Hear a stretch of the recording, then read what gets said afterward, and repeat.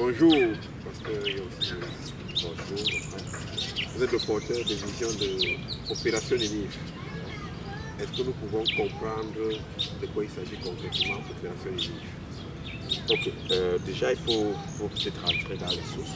Opération Ninive va tirer sa source de l'histoire du prophète Jonas, un prophète rebelle qui, par la grâce de Dieu, va changer d'avis, quoique il a été forcé par Dieu à changer d'avis, va arriver à Ninive et va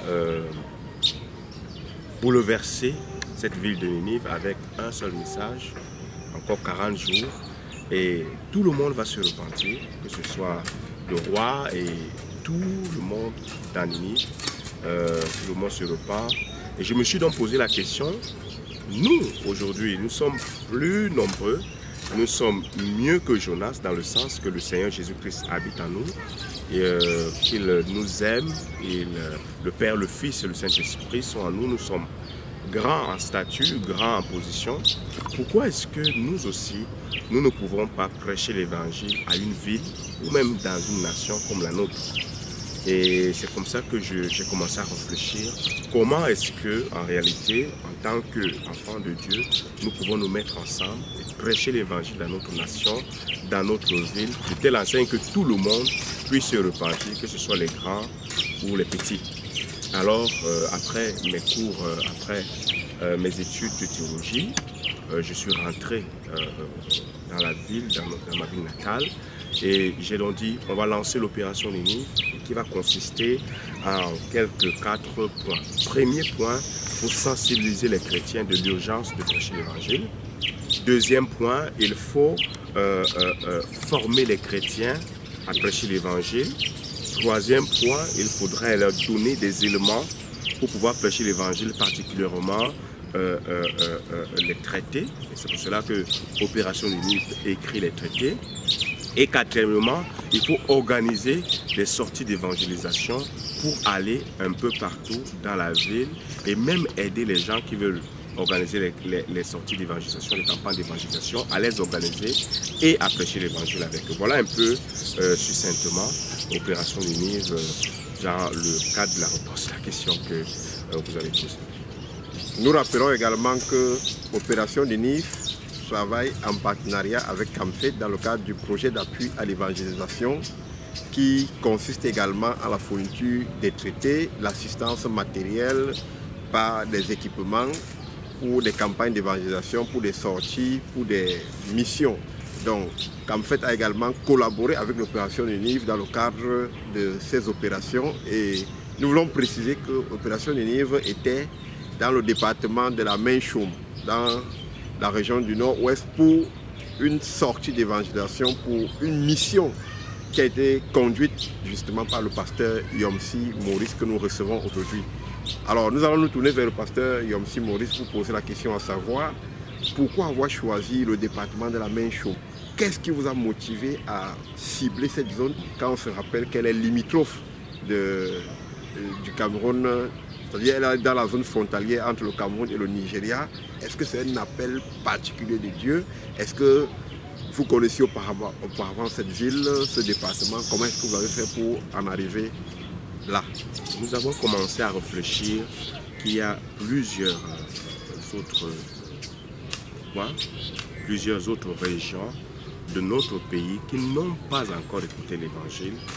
Par exemple, dans notre ville, nous avons plusieurs églises. Après 500 mètres, vous allez trouver une église. Il y a des radios, des télés qui sont sur place et qui prêchent l'évangile. Alors qu'en réalité, il y a des régions dans notre pays qui n'ont jamais entendu parler de l'évangile de façon succincte et d'autres même n'ont ni école, ni hôpital, ni église dans leur région. C'est la raison pour laquelle nous avons cru qu'il était bon pour nous d'également aller dans ces régions pour pouvoir leur parler de l'amour du Seigneur Jésus-Christ. Est-ce que c'était un appel particulier? Je crois qu'on n'a plus besoin d'un appel particulier aujourd'hui. La Bible a déjà fait l'appel particulier. La Bible a déjà dit allez, faites de toutes les nations les disciples. Donc déjà, cet appel est largement suffisant. On n'a plus besoin, selon moi bien sûr, d'un autre appel pour qu'on se lève. Aujourd'hui, on a juste besoin d'obéir à ce que la Bible nous a demandé de faire. Jésus a dit, allez faire de toutes les nations les disciples. Jésus également a dit, allez prêcher la bonne nouvelle à toute la création. Donc, à partir déjà de cela, nous avons le devoir, l'obligation de pouvoir nous lever et d'aller. Et pourquoi est-ce que cette zone de façon précise? Il faut dire que c'est une zone qui est limitrophe avec le pays voisin, au nord je veux dire à l'ouest de notre pays. Et c'est une zone qui est tellement enclavée qu'il n'y a presque pas d'église dans cette zone. Et les églises qui sont là-bas sont des églises qui peut-être, au regard de ce que nous avons vu sur le terrain, on va certainement y revenir, ne parviennent pas à toucher les cœurs. Et non seulement ça, il y a même des villages entiers qui n'ont pas d'église. Où l'évangile, vous parlez de Jésus-Christ, les gens ne connaissent pas. Donc c'est ça qui nous a motivés. Pourquoi cette zone également? J'ai eu un étudiant, puisque j'enseigne également à la faculté de théologie, j'ai eu un étudiant qui vient de ces zones et qui m'a parlé un peu de ces zones reculées où l'évangile n'est pas encore touché. Et je lui ai dit que s'il voulait, il pouvait m'accompagner dans ces zones pour que nous puissions aller avec l'évangile. C'est la raison pour laquelle nous sommes allés dans ces coins. Pasteur aussi, quand nous regardons l'itinéraire que vous avez suivi pour la mission, vous étiez à Kang, vous étiez à Moulin, vous étiez à Baoro. Et nous nous posons justement la question de savoir quel itinéraire vous avez suivi jusque-là, quand nous nous rappelons que c'est dans le département de la Main-Chaume. Ok. Il faut dire que nous quittons Douala pour Bamenda, nous quittons dans la nuit, autour de 2h30. On arrive à Bamenda autour de 7h, 7h30. Et on est obligé de dormir pour nous reposer un peu parce qu'on a fait beaucoup de temps. On rappelle que c'était dimanche le 10 juillet 2016. Voilà. Donc on arrive à Bamenda le lundi, donc on dort le 11 et avec l'équipe, nous prenons un temps de retraite pour prier encore et surtout avec ceux qu'on trouve à Bamenda, que nous allons dans le même esprit et que nous puissions également mettre un ensemble de choses en commun. On quitte donc Bamenda le lendemain matin, donc mardi le 12. Et très tôt, on prend une voiture pour Woum. C'est vraiment loin et la route est extrêmement enclavée, extrêmement mauvaise. Nous prenons la route néanmoins et on arrive à Woum dans la soirée, autour de 14h. Donc on est quitté tôt le matin autour de 5h, 5h30. Donc à Woum déjà, on ne peut plus trouver de voiture parce que pour aller jusqu'à Aba, les voitures n'y vont plus. On est obligé de prendre une moto et mettre autre chose dans les motos ou alors prendre une moto pour 5 à 6 heures de temps de route pour arriver à Bar. Vous arrivez à Bar, les routes également sont extrêmement mauvaises. Vous pouvez imaginer une zone où les motos ne peuvent pas, les voitures ne peuvent pas arriver. Il y a que les motos qui y vont.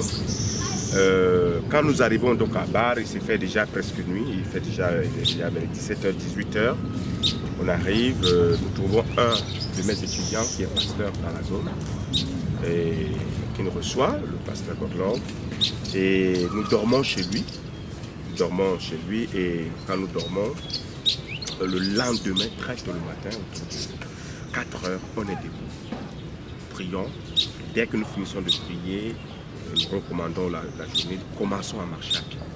Là, parce que de Abar pour Caen, même les motos ne vont pas. Vous pouvez voir avec des ponts vraiment très... Donc là, c'était à la marche, quoi, pour l'équipe. Bien sûr. Là, on marche à pied. Et à peu près combien de temps? Oui, on quitte vers les 4h30 ou bien 5h, 4h35. Nous arrivons à Caen vers les 14h30. Donc nous marchons. À peu près 9h. Ouais, voilà, 9h de route. Oui, 9h30 de route. Et vraiment, c'est pas facile. Il faut monter des collines. Je vais même dire des montagnes. Des montagnes, il faut grimper des montagnes. Des ponts qui sont vraiment très archaïques. Et puis, quand vous arrivez, on arrive en camp, on va donc dormir en camp. Et camp qui est comme chef-lieu, je ne sais pas si c'est le district. Donc, de camp, nous allons quitter le lendemain pour aller à Moulin. Moulin, c'est à 3h30 de camp. Voilà, toujours à pied parce que les motos n'y arrivent pas. Voilà un peu l'itinéraire que nous avons eu à prendre.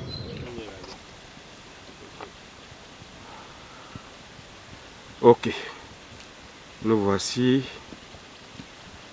à l'un des endroits les plus élevés de ce village. Et il s'avère que nous n'en avons même pas encore fait la moitié. Et comme je vous parle là, personnellement, je suis vraiment très fatigué. Vous pouvez voir là où nous venons de très loin là-bas. Monter toutes ces collines pour arriver jusqu'ici. Et avoir un lit comme celui-ci, c'est bien. Pour l'intérieur. Voilà. Je suis avec mon coéquipier, le révérend. Et puis, c'est le pasteur Kotloff. Adieu soit la gloire. Okay. Donc, de Douala vers Bamenda, ça fait minimum 6h30. Voilà. Ça, c'est ce qui est estimé dans Google Maps. Parce que ça fait un trajet de 400 km environ. Ensuite, de Bamenda ou Woum, ça fait encore environ 2 heures de route. Ça, c'est ce qui est estimé. Hein. Oh, mais dans la réalité, tout autre. Voilà. Tout à fait. Et après de Woum, vous prenez la moto pour Aba. Voilà. Et à partir d'Aba, maintenant, c'est à pied. Vous allez parcourir d'Aba vers Aoro. De Aba pour un camp. Ensuite, un camp pour Moulin. Et quand pour aller à Baoro, on est obligé de revenir sur Aba, revenir sur Woum. Et c'est à Woum maintenant que nous prenons une moto. Là, c'est 12 000 francs. Une moto. Donc, par personne? Oui, par personne. Mais 12 000 là, francs par personne.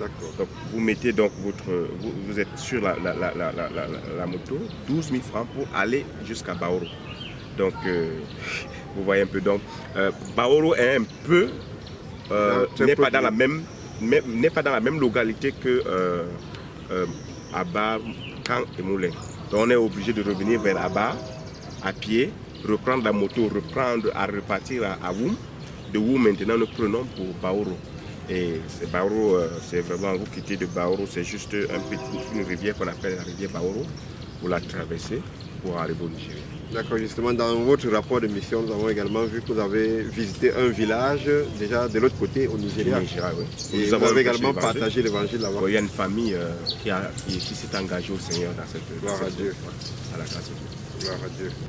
Pasteur Yomsi, vous étiez en Kang, vous étiez à Moulin, vous étiez à Aba, vous étiez à Baoro. Quelles sont les communautés rencontrées? Quel est leur style de vie? Est-ce qu'ils sont accueillants? Est-ce qu'ils ne vous ont pas repoussé? Est-ce qu'ils étaient vraiment disponibles à vous recevoir? Déjà, il faut dire que le Seigneur nous a bénis. Dans toutes ces communautés, dans toutes ces régions, nous avons trouvé des communautés très, très, très accueillantes. Très accueillantes. On nous apportait à manger tous les jours. C'est vrai que ce n'était pas toujours ce qu'on était habitué à manger. Mais on nous apportait à manger, et surtout l'arachide, bouilli. Tout le temps, on nous apportait cela. Et les gens étaient également des personnes qui aimaient le Seigneur. Aimaient le Seigneur, ou alors qui aiment le Seigneur. Et bon, aimer ici dans le sens premier du terme, c'est-à-dire que des gens qui veulent écouter, qui veulent entendre parler du Seigneur Jésus-Christ. Et nous avons également trouvé une communauté qui est hiérarchisée. Il y a un chef, il y a des gens qui sont bien respectés, les personnes vieilles sont respectées, les sacrificateurs de ces zones, c'est-à-dire les gens qui sont des prêtres, des dieux du terrain, qui sont également bien respectés.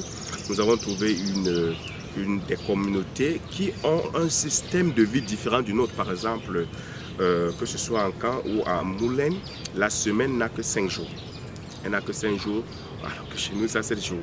Donc, sur les 5 jours, il y a 3 jours où les gens doivent aller travailler au champ et 2 jours où il faut adorer leur Dieu. Ils adorent leur Dieu qu'on appelle Kam. Donc, ce Dieu c'est un Dieu fabriqué, hein, vraiment, par les mains et tout. Mais il adore et il est strictement interdit d'aller au champ pendant ces moments. Si on trouve quelqu'un qui va dans le champ, on va le prendre, on va le punir. Et si cette personne récidive, ce qu'on va faire, c'est qu'on va bannir la personne du village. Et ce n'est même pas très sûr que la personne va pouvoir arriver de l'autre côté d'autres villages. Peut-être que la personne sera déjà morte. Autre chose par rapport à cette population, c'est que y a beaucoup d'enfants qui naissent, mais également puisque ce sont des zones entravées, les femmes enceintes, environ 60% des femmes enceintes décèdent pendant l'accouchement parce que c'est vraiment pas du tout facile pour elles de pouvoir accoucher dans des conditions où elles n'ont pas fait de visite, où ça n'a pas été facile pour elles. Et d'autre côté, c'est également une zone où la communication se passe d'une certaine manière. Vous pouvez voir des gens qui utilisent une corne, c'est sur cette corne qu'on va appeler, d'autres ce sont les tam-tams, les tambours, pour pouvoir communiquer les uns les autres, dire que quelqu'un est mort, ainsi de suite. Et la zone là où nous étions, c'est pas si je vais dire une anecdote, mais si vous mourrez là-bas en tant que missionnaire, on vous enterre directement le lendemain. Il n'y a pas autre chose à faire. Voilà un peu ce que je peux dire. Mais par rapport à l'évangile, ils écoutent l'évangile. Nous étions obligés d'avoir un interprète, quelqu'un qui était sur place, qui comprenait l'anglais et qui pouvait interpréter en leur langue. Est-ce qu'on est sûr qu'il interprétait de façon fidèle? On ne peut pas être sûr.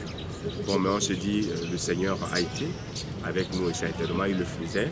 Et également, vous savez, quand vous parlez, il y a des moments où vous mettez un peu d'humour. Ça fait que si l'interprète interprète bien, les gens vont rire. Et là, vous saurez qu'au moins, il est en train de dire ce que vous dites.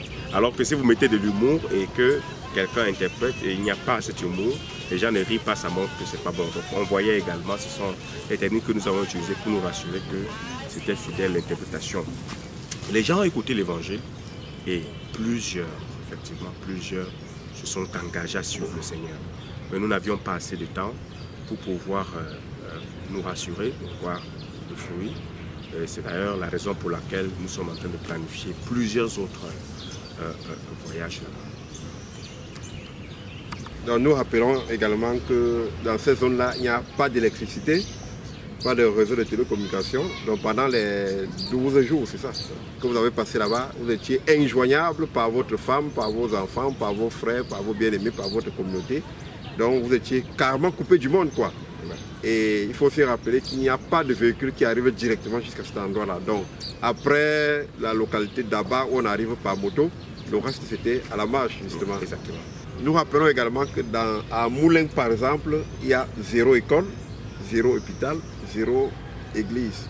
Et justement, c'est là où vous vous focalisez pour y retourner, pour implanter une église, c'est ça. Est-ce que vous pouvez un peu nous parler de Moulin, cette deuxième visite que vous prévoyez à Moulin particulièrement? Oui, il faut dire que Moulin est particulier parce que c'est pour ma première fois que je suis arrivé dans une zone où je n'ai trouvé ni école, ni église, ni hôpital. Et j'étais personnellement sidéré de voir comme la Bible parle de ce territoire de Tyr, de Sidon, qui était, n'est-ce pas, un territoire plongé dans les ténèbres. J'ai trouvé des gens qui ne connaissent que le chant, rien d'autre. Et nous sommes en train de nous focaliser dans cette zone parce que c'est encore une zone vierge, selon nous, sur le plan spirituel. Dans le cadre que si nous arrivons là-bas pour pouvoir implanter une église, ou alors ne serait-ce que pour avoir quelqu'un de sûr par qui l'évangile va toucher le reste, je crois que ce serait une très bonne chose. Surtout que notre désir, c'est que avant que les fausses religions arrivent dans la zone, qu'on se rassure que le vrai évangile a été prêché et que les gens peuvent distinguer le vrai évangile du faux, qu'ils puissent dire ce que vous nous dites là. Il y a les gens qui viennent souvent ici là, ce qu'ils nous disent, on pense que ce que vous dites est faux. Voilà un peu ce que nous voulons et c'est pour cela que nous allons rentrer là-bas très bientôt. Et l'objectif, effectivement, comme nous partons, c'est que le Seigneur nous donne, suscite une famille à qui nous allons prêcher l'évangile encore de façon de proximité, parce que là nous allons nous focaliser uniquement sur Moulins. Nous allons rester sur Moulins, on va habiter là. On aura le temps de causer, aller famille, maison après maison, causer, famille après famille, les écouter. Et la famille que nous allons voir, qui va réellement s'engager, nous avons des critères, des choses qui nous démontrent que quelqu'un a cru.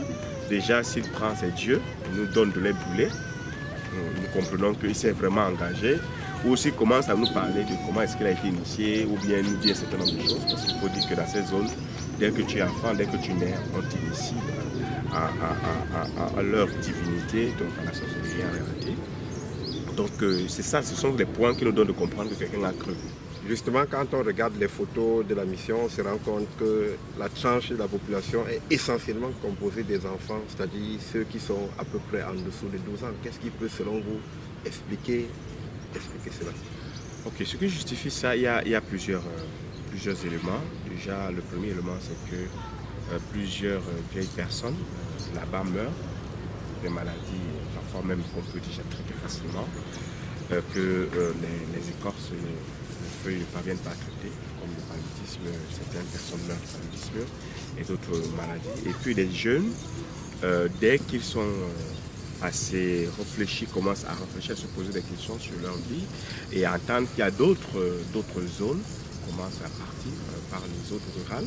Et quand ils partent là-bas, ils trouvent autre chose, quelqu'un qui voit la moto pour la première fois. Et puis se dit, bon, pourquoi pas rester ici et puis peut-être faire ma vie. Et d'autres également, il faut dire qu'il y en a qui sont partis, parfois de temps en temps ils reviennent prendre leurs frères, peut-être pour les amener dans les villes comme Mboum, je ne sais pas s'il faut appeler ça ville, mais bon, par rapport à la zone, c'est la ville. Donc pour les amener là-bas, pour leur enseigner un métier, ainsi de suite. Donc finalement, dans ceux qui viennent des villages, quand ils viennent des villes, ils arrivent au village, ils viennent avec des photos, ils viennent avec beaucoup de choses qu'ils disent et ceux qui sont donc là, les jeunes qui sont là se disent, ah bon, voilà, il faut partir. C'est tellement la vie est de ce côté et c'est comme ça qu'ils laissent le village et ils partent. Donc les enfants ne pouvant pas toujours quitter, donc sont obligés de rester là avec leurs parents. Ok, on imagine aussi qu'il y a le taux de natalité qui est élevé. Oui, le taux de natalité précoce. Oui. Il y a même, quand j'étais à Baoro, j'ai appris une histoire qui m'a soufflé, qui m'a vraiment abasourdi. Un enfant, si on t'impose de pouvoir, si on te demande de te marier, il est à l'âge de 12 ans et tu refuses de te marier, bon voilà, on va te tuer par la sorcellerie, le ventre va commencer à gonfler et puis tu vas mourir. Donc j'étais étonné de voir une jeune fille de 28 ans, moins de 28 ans, qui avait environ 9 enfants. 9 enfants et elle avait l'air plus vieille que je ne pouvais l'imaginer. C'est-à-dire que pendant que je pouvais penser qu'elle avait peut-être 50 ans, elle me dit qu'elle a 25 ans, je crois que c'était 26 ans. Donc c'est un peu étonnant de voir ça. Pourquoi? Parce que très tôt. Et maintenant, les hommes là-bas sont comme des dieux, entre guillemets. Ce sont les femmes, ces jeunes filles-là, qui deviennent comme leurs esclaves, non seulement les esclaves sexuels, mais également ce sont des personnes qui vont leur imposer d'aller au champ, de travailler pour eux, pendant qu'eux ils vont trouver une autre jeune fille, petite fille encore, qui vont se marier et puis faire les mêmes choses. Voilà un peu ce qui se passe là. Alors, au regard de l'organisation traditionnelle qu'ils ont là-bas à Moulins, c'est-à-dire ils ont 5 jours par semaine, 2 jours dédiés à leur Dieu et 3 jours à leurs travaux champêtres, et tous sont initiés à leur naissance. Nous nous posons justement la question de savoir quelle était leur réaction face à l'évangile que vous êtes allé leur annoncer. Parce que nous ne sommes pas allés là-bas pour défier leur Dieu. Nous ne sommes pas allés là-bas pour leur dire vous adorez les faux dieux. Nous sommes allés là-bas pour leur parler du vrai Dieu. Le Dieu qui a créé le ciel et la terre, qui a envoyé son Fils unique, qui est mort à la croix pour pouvoir accorder le pardon des péchés, pour pouvoir ôter le mal dans leur cœur, pour pouvoir les réconcilier avec Dieu le Père et leur donner la vie éternelle. Et que celui qui venait à ce Dieu, par son Fils Jésus-Christ, il acceptait dans son cœur, ce Dieu lui offrait la vie de Christ, qui va lui donner un mode et un style de vie différent de celui qu'il a actuellement. Et nous croyons que Jésus est véritable et que si quelqu'un reçoit vraiment Jésus, dans son cœur, Jésus va commencer à toucher son cœur. Donc l'objectif pour nous, c'était que quelqu'un vienne à Jésus. Et quand quelqu'un vient à Jésus, puisqu'il vient à Jésus et que nous serons là encore, nous sommes là avec lui, il va commencer à nous poser des questions. Parce que Jésus, qui est jaloux, c'est un Dieu jaloux, qui ne partage pas sa gloire avec d'autres dieux, lorsqu'il le reçoit véritablement, il va ressentir dans son cœur l'importance ou alors la nécessité de ne plus aller vers ces dieux. Et c'est là où maintenant, il viendra pour poser des questions. Est-ce que je peux encore faire ceci? Et nous n'allons pas lui dire oui ou non. Nous allons plutôt lui dire ce que les Écritures disent. Qu'est-ce que la Bible dit des dieux faits des mains d'hommes? Qu'est-ce que la Bible dit? Et nous n'allons pas lui dire n'adore plus ou adore. Mais nous allons lui dire ce que la Bible dit. Et nous lui disons qu'en tant qu'enfant de Dieu, il faudrait qu'il obéisse à ce que la Bible dit. Et s'il obéit à ce que la Bible dit, c'est là que véritablement il prouve qu'il s'est engagé à suivre le Seigneur Jésus-Christ et à adopter le mode de vie que Jésus-Christ lui offre, en sachant que l'évangile est une puissance de Dieu pour le salut de quiconque croit. Nous croyons que l'évangile est capable, lorsqu'il est reçu dans le cœur de quelqu'un, de transformer la vie de cette personne, de changer cette personne. Et nous laissons donc à l'évangile d'amener cette personne à découvrir qu'elle adore des faux dieux. Nous amenons par les études bibliques cette personne à comprendre que la vie qu'elle mène n'est pas bien. Et au fur et à mesure, la personne va découvrir la vérité. La Bible dit, vous connaîtrez la vérité, et la vérité vous affranchira. C'est ce que nous exposons à ces jours. Après cette première mission effectuée à Kang, Moulin, Baoro, Aba, la question que nous posons justement c'est est-ce que vous étiez satisfait? Est-ce que l'objectif a été atteint? Ou alors, en d'autres termes, quel est le plan pour la suite? Ok, déjà il faut dire que l'objectif a été atteint par la grâce de Dieu, dans ce sens que les gens ont écouté l'évangile. Et moi je suis de ceux qui pensent que l'évangile doit être prêché du début jusqu'à la fin, jusqu'à ce que nous posons la question, est-ce que tu veux suivre ce Jésus? Et dans toutes les zones que nous avons pu faire, nous avons prêché l'évangile du début jusqu'à la fin. Nous avons utilisé la méthode historique d'évangélisation, c'est-à-dire c'est une méthode dans laquelle nous utilisons une histoire dans la Bible, par exemple l'histoire de la femme adultère, et nous montrons comment est-ce que Jésus-Christ, qui est Jésus-Christ par cette histoire, et nous les engageons à venir à Jésus comme cette femme samaritaine, ou alors comme la femme adultère, ou comme la femme samaritaine.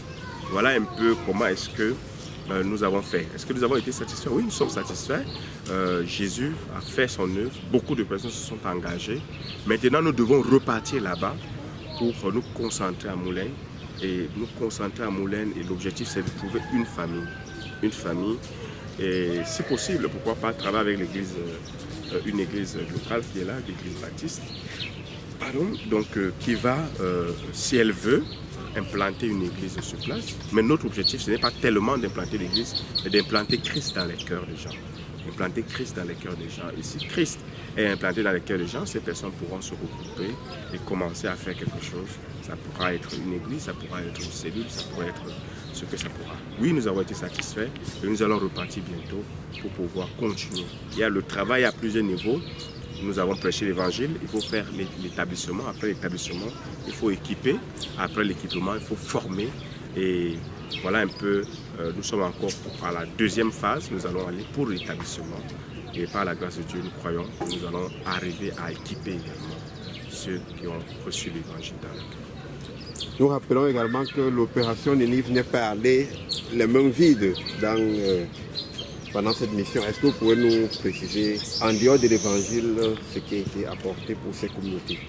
Oui, par la grâce de Dieu, beaucoup de personnes ont répondu à l'appel que nous avons lancé en nous donnant des habits, des chaussures, en nous donnant en fait, vraiment des vêtements. Et ces personnes étaient très contentes. Vous savez, quand ces personnes reçoivent des habits gratuitement, nous leur avons offert les chaussures également gratuitement, tout ce que nous avons reçu. Ces personnes étaient très contentes et je pense que c'est une très bonne chose parce que certains même sont venus, je me rappelle à Abar, quand on est arrivé à Abar, on a annoncé que nous allons distribuer les habits demain l'église était pleine le lendemain. Même ceux qui ne venaient pas à l'église sont venus. Et c'était une occasion pour nous de prêcher l'évangile, de les exposer à l'évangile. Et je crois que c'est une très bonne chose d'amener et de faire une action holistique, c'est-à-dire qui ne touche pas seulement sur le plan spirituel, mais qui touche le plan spirituel, le plan moral, le plan physique et même le plan financier. Nous rappelons que la première mission était une mission d'exploration, c'est ça? Exact. Et vous prévoyez y retourner très bientôt? Comme je disais, nous allons y retourner pas seulement une fois, mais ça sera au moins 3 fois par an minimum. L'objectif, c'est que ceux-là puissent être en contact, surtout ceux qui ont cru en Jésus, puissent être en contact direct avec nous et que nous puissions travailler de façon avec une certaine proximité. Parce que vous savez, si vous êtes loin d'eux, ce n'est pas toujours facile pour eux. Nous voulons que après 3 ou 4 mois, que nous repartons là-bas pour les encourager et pour pouvoir les édifier. Et les besoins sont assez nombreux. Actuellement, nous avons des besoins sur le plan matériel. Notre désir, c'est au lieu de pouvoir partir encore là-bas et prendre les motos taximènes, ça va nous coûter un peu plus, toujours plus cher. Nous avons besoin par exemple des grosses motos qui peuvent nous permettre de pouvoir arriver sur place et de pouvoir nous déplacer facilement. Et également, nous avons besoin sur le plan financier, les besoins sont également nombreux, soutien financier. Nous avons également besoin des personnes qui puissent prier. C'est-à-dire que quand nous sommes sur le terrain, des gens qui prient pour nous, des intercesseurs. Et pour nous, c'est très important d'avoir des intercesseurs, des gens qui prient pour nous. Nous avons également besoin d'autres bien-aimés qui veulent expérimenter ces eaux. Qu'on aille ensemble là-bas, qu'on aille prêcher l'évangile. Et je crois que c'est très important. Donc les besoins sont au niveau financier, humain, au niveau matériel et au niveau spirituel. D'accord. Est-ce que vous avez un appel à lancer à tous ceux qui regarderont cette vidéo ou bien qui suivront le rapport de votre mission? Ok, oui, je lance un appel à tous les bien-aimés, à tous les enfants de Dieu qui ont à cœur la mission de venir se joindre à nous, à quelque niveau que ce soit sur le plan spirituel, les intercesseurs, que ce soit sur le plan humain pour aller avec nous dans le terrain, que ce soit sur le plan financier pour pouvoir soutenir financièrement la mission, ou alors sur d'autres plans, peut-être matériels. On a besoin par exemple d'une caméra pour filmer ce que nous faisons sur place, un appareil photo pour pouvoir filmer sur place. Nous avons également même besoin on appelle ça des plaques solaires pour pouvoir, quand nous arrivons sur place, essayer de mettre pour pouvoir éclairer la zone où nous faisons des campagnes d'évangélisation. Nous avons vraiment besoin de tout cela et les gens peuvent nous contacter au travers de CAMFIT qui est notre partenaire. Vous allez sur le site de CAMFIT, vous allez voir comment contacter CAMFIT, que ce soit sur le plan téléphonique ou alors sur le plan par email, vous allez nous contacter. Et si vous contactez CAMFIT, c'est que vous nous avez contacté et nous dire comment est-ce que vous entendez peut-être nous soutenir cette œuvre. Et nous serons au courant qu'il y a quelqu'un qui veut partir ou quelqu'un qui veut prier pour la mission. Et nous allons vous donner des sujets de prière au travers de CAMFIT. Ou alors quelqu'un qui veut soutenir sur le plan financier, à hauteur de combien. Donc, vous le faites au travers de CAMFIT et nous aurons tout ce qu'il faut pour pouvoir y aller.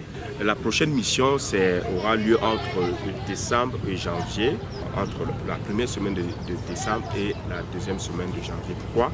Tout simplement parce que nous nous retrouvons devant une situation dans laquelle il faudrait déjà avoir un contact sur place qui est disponible et pour pouvoir nous envoyer. C'est à partir de la disponibilité de ce contact que nous allons nous déplacer pour pouvoir y aller. Donc, voilà. Que le Seigneur vous bénisse et c'est vraiment un appel. Si le Seigneur vous met à cœur de faire quelque chose, n'hésitez pas, faites-le pour le royaume de Dieu.